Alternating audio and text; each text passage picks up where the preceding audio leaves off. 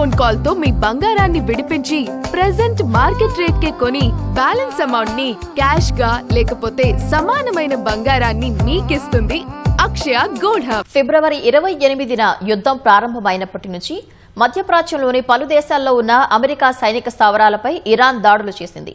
ఈ దాడుల్లో Persian గల్ఫ్లోని America బేస్లు, సైనిక సామాగ్రికి గతంలో నివేదించిన దానికంటే చాలా రెట్లు ఎక్కువ నష్టం వాటిల్లిందని అధికారుల సమాచారం.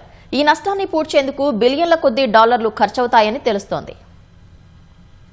పశ్చిమాసియాలో యుద్ధం మొదలయ్యాక మిడిలీస్టులోని కనీసం 7 దేశాల్లోని ముఖ్యమైన అమెరికా సైనిక స్థావరాలపై ఇరాన్ దాడులు జరిపింది. ఈ దాడుల్లో అమెరికాకు చెందిన స్టోరేజ్ గోదాములు, కమాండ్ సెంటర్లు, ఎయిర్ క్రాఫ్ట్ హ్యాంగర్లు, శాటిలైట్ కమ్యూనికేషన్ సిస్టమ్స్ ధ్వంసమయ్యాయి. రన్వేలు, రాడార్ సిస్టమ్స్, కొన్ని విమానాలకు కూడా భారీ నష్టం వాటిల్లింది. అమెరికాకు చెందిన అత్యంత శక్తివంతమైన ఎయిర్ డిఫెన్స్ సిస్టమ్స్ ను దాటుకుని ఇరాన్కు చెందిన ఒక పాత F-5 ఫైటర్ జెట్ కూడా లోపలికి ప్రవేశించి దాడి చేయడం గమనార్హం. ఇరాన్ దాడుల్లో అమెరికాకు జరిగిన నష్టం బహిర్గతమైన దానికంటే చాలా ఎక్కువగా ఉందని, మరమ్మతులకు బిలియన్ల డాలర్లు ఖర్చవుతాయని ఎన్బీసీ న్యూస్ కు అధికారులు తెలిపారు. ఇరాన్ దాడుల వల్ల జరిగిన వాస్తవ నష్టం గురించి పూర్తి వివరాలను అమెరికా రక్షణ శాఖ పంచుకోవడం లేదు. ఆ ప్రాంతంలో సైనిక కార్యకలాపాలను పర్యవేక్షించే యుఎస్ సెంట్రల్ కమాండ్ కూడా నష్టంపై వ్యాఖ్యానించేందుకు నిరాకరించింది. పారదర్శకత లేకపోవడంపై పలువురు రిపబ్లికన్ చట్టసభ సభ్యులు తీవ్ర ఆగ్రహం, నిరాశ వ్యక్తం చేస్తున్నారు. పెంటగాన్ రికార్డు స్థాయి బడ్జెట్ ను అడుగుతున్న ఈ తరుణంలో వారాల తరబడి అడుగుతున్నా నష్టానికి సంబంధించిన పూర్తి వివరాలు తెలియటం లేదని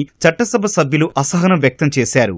ఇరాన్తో యుద్ధం కోసం నిధులు సమకూర్చేందుకు పెంటగాన్ అమెరికా కాంగ్రెస్ నుంచి $200 బిలియన్ పైగా కోరుతున్నట్లు సమాచారం. సంఘర్షణ మొదలైన మొదటి వారంలోనే అమెరికా తన సైనిక కార్యకలాపాల కోసం $11 బిలియన్ పైగా ఖర్చు చేసింది. యుద్ధం ప్రారంభం కావడానికి ముందే మునుపటి సంవత్సరం కంటే 50% పైగా పెంచుతూ $1.5 ట్రిలియన్ రక్షణ బడ్జెట్ ను ట్రంప్ ప్రతిపాదించారు.